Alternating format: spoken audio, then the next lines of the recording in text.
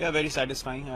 Last game, the batting plans didn't come together well, and that can happen when there's a low total, and we've seen a lot of low total victories in the past, especially defending the low totals.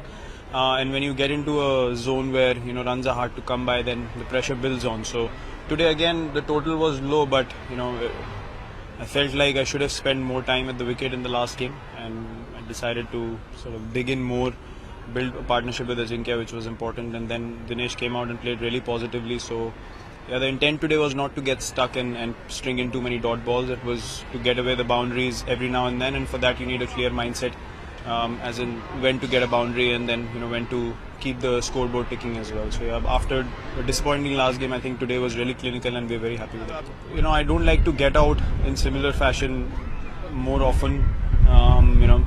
The reason that you succeed at international cricket is you have to stretch the gap between your mistakes, and I think a couple of mistakes for me getting out in the same manner is something that I don't really like.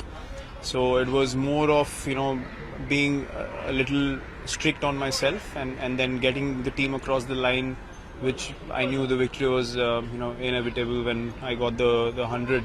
And it was all about the satisfaction of actually planning the innings out and sticking to my plans, and then executing it well. So that always feels nice, and something that I like to be a little hard on myself, not getting out the same manner too many times.